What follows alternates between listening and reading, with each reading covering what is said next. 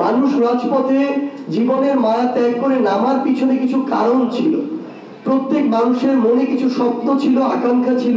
এই 24-এর অভ্যুত্থান হওয়ার পিছনে যে কারণগুলো ছিল, যে প্রেক্ষাপটগুলো ছিল, এই প্রেক্ষাপট 16 বছরে তৈরি হয়নি। এই প্রেক্ষাপট 53-54 বছরের প্রেক্ষাপট, এই প্রেক্ষাপট 250 বছরের প্রেক্ষাপট।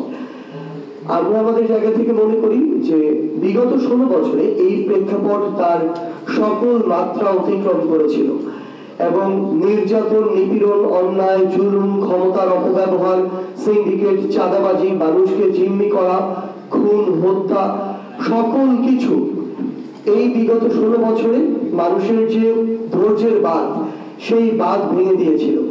এবং সবশেষে আসলে এই 16 বছর এর নির্যাতন, নিপীড়ন শেষে এই 24-এর অভ্যুত্থানে, এই 24-এর কোটা সংস্কার আন্দোলন একটি যৌক্তিক আন্দোলন, একটি ছাত্রদের আন্দোলন দিয়ে শুরু হলো, এটি 5 অগস্টে গিয়ে শেষ হয় একটি বিপ্লবে। আমরা সেই জায়গা থেকে আসলে আমরা মনে করি যে আমাদের বিপ্লবের যে প্রথম যে ধাপ, একটি ধাপ মাত্র আমরা অতিক্রম করেছি এবং আমাদের এই জুলাই বিপ্লবের যে ঘোষণাপত্র, সেটি আমরা আমাদের জায়গা থেকে মনে করি অবশ্যই ঘোষণা করা আরো আগে প্রয়োজন ছিল। কিন্তু আমাদের জায়গা থেকে আমরা দেখেছি যে 2024-এর এই যে পুরো বাংলাদেশ রাষ্ট্রটির বিভিন্ন সিস্টেম, এই করাপ্টেড সিস্টেমগুলোকে একটি স্থিতিশীল অবস্থায় নিয়ে এসে সেখান থেকে কিছু করা, এটা একটা সময় সাপেক্ষ ব্যাপার হয়ে দাঁড়িয়েছে। কারণ সকলের যে সহযোগিতার প্রয়োজন ছিল একটি সিস্টেমকে সুন্দরভাবে সামনের দিকে এগিয়ে নিয়ে যাওয়ার জন্য, সেই সহযোগিতা এই রাষ্ট্র এই মুহূর্তে এই সিস্টেমের সকলের কাছে থেকে, সম্পৃক্ত যারা রয়েছেন তাদের কাছে থেকে প্রত্যাশা অনুযায়ী পায় না। সেই জায়গা থেকে কিছুটা বিলম্ব হলেও আমরা আমাদের জায়গা থেকে মনে করি যে বিগত 16 বছরে মানুষ কিভাবে আসলে অন্যায়, অত্যাচার, নিপীড়নের শিকার হয়েছে এবং কোন ঘটনাগুলোর প্রেক্ষাপটে এই অভ্যুত্থানটি সংগঠিত হয়েছে। মানুষ জীবনের মায়া না করে, রক্তের মায়া না করে, পরিবারের মায়া না করে রাজপথে নেমেছে এবং খুনি হাসিনার পতন হয়েছে। এই প্রেক্ষাপটগুলো এবং এই যে মানুষ রাজপথে নেমেছে, মানুষ রাজপথে জীবনের মায়া ত্যাগ করে নামার পিছনে কিছু কারণ ছিল।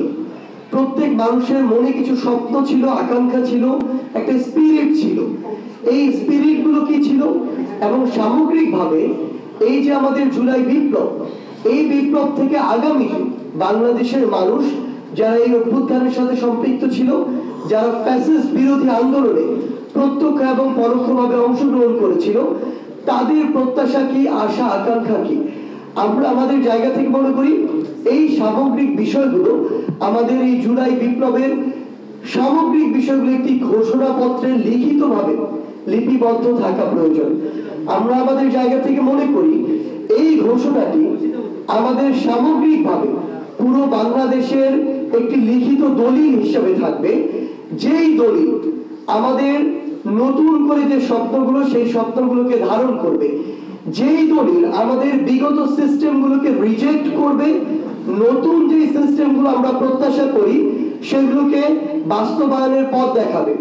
আমরা মনে করি আমাদের এই ঘোষণাপত্রটি বিগত যে সিস্টেমগুলো মানুষ আসলে তাদের জায়গা থেকে গ্রহণ করেনি এবং আগামীতে যে সিস্টেমগুলো মানুষ চায় তার মধ্যে পার্থক্যটি তৈরি করবে এবং আগামীতেও বাংলাদেশের মানুষের দায়িত্ব যারা ভোটের মাধ্যমে গ্রহণ করবে তাদের ক্ষেত্রেও এটি একটি নির্দেশিকা হিসেবে থাকবে যে কোন বিষয়গুলোর প্রেক্ষাপটে এই 24-এর বিপ্লবটি হয়েছে, কোন বিষয়টির প্রেক্ষাপটে এই 24-এর বিপ্লবের পরবর্তী নতুন আশা আকাঙ্ক্ষাগুলো তৈরি হয়েছে এবং মানুষ কি চায়।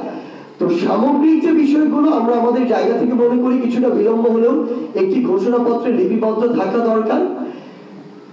সেই বিষয়টি আসলে আমরা আমাদের এই প্রোক্লেমেশন অফ জুলাই রেভলিউশন আমরা সেখানে লিখিতভাবে লিপিবদ্ধ করব এবং আমরা এটি একটি খসড়া করেছি ইতিমধ্যে এবং এখানে বাংলাদেশের যারা এই অভ্যুত্থানের সাথে সরাসরি এই আমাদের বিপ্লবের সাথে সরাসরি অংশগ্রহণ করেছে, বিভিন্ন রাজনৈতিক দলের, মতের, ধর্মের, বয়সে যারা মানুষ রয়েছে তাদের কাছে তাদের বিভিন্ন জায়গা থেকে মতামত নেওয়া হচ্ছে, এটি সংশোধন, পরিবর্তন, পরিমার্জন করা হচ্ছে এবং আমরা বিশ্বাস করি আমাদের এই বিপ্লব যেমন ফ্যাসিস্ট বিরোধী সকলকে ধারণ করতে পেরেছিল, আমাদের এই ঘোষণাপত্র সকলের আশা আকাঙ্ক্ষাকে ধারণ করতে পারবে।